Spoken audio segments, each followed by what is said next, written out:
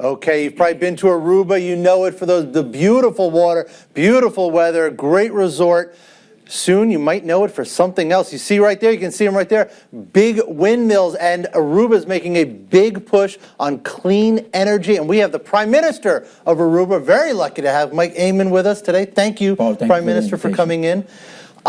This is something you're personally pushing, yes. Making Aruba someplace where clean energy is a primary source by 2020, I believe it is, right? Right. How big of an effort is this? What are you putting into it? How hard is it to do this? It's an important effort. It's part of a larger vision that we have for Aruba. And we have come a long way in the development of tourism. We went from 2,000 hotel rooms to 8,000 hotel rooms, from 200,000 tourists to 1.5 million tourists. And what we are looking at this moment is an expansion of our economy based on quality more than quantity, and that requires a vision on sustainable prosperity. So the vision is, yes, 2020, totally sustainable in energy, but also much more sustainable as a society and as a community. Mm-hmm. So the drive is really to have 5-star hotels, but also 5-star neighborhoods, 5-star hospitals, 5-star elderly care. And within that perspective, the pillar of sustainable energy is very important because we import so much of the oil required to produce energy in Aruba.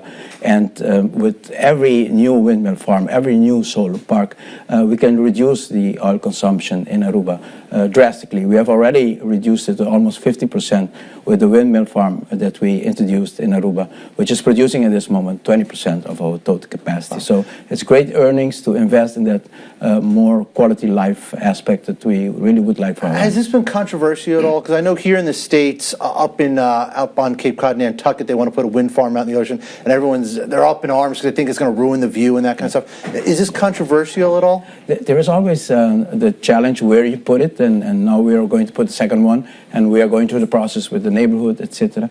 But we see a great commitment in our community for this sustainable vision. Everyone sees the value both for the environment, but also for the fact that we want to invest in the quality of our citizens and their life. And this is something, look, you have an obvious, defined geographic area, but is there anything that you're doing that could possibly translate to someplace like the United States, to other countries? Yes, what we're doing is very important, and it's also being embraced by very important institutions such as Carbon War Room. Richard Branson was together with me at Rio Plus 20 to announce this great goal of Aruba to be totally sustainable in 2020. And the reason for that is every time you expand the inclusion of more alternative energy within your network, that requires a lot of technology to keep the stability on the grid, because sustainable energy is great, but it's not constant. The wind changes, the sun goes and comes, and there are different other aspects also to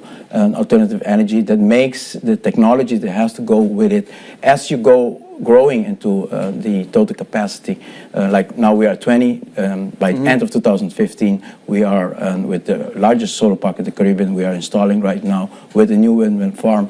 We will be at 50%, but that requires new technology on storage, new technology on ice cooling, deep sea water cooling, and a lot of new technology which is very applicable for larger countries. And people like Richard Branson, Al Gore, they embrace Aruba because they think if you can do it, we can show to the rest of the world that they can do it also. All right, Prime Minister, thank you very much for coming in. I really appreciate it. Thank you very much. Good to see you. Good luck.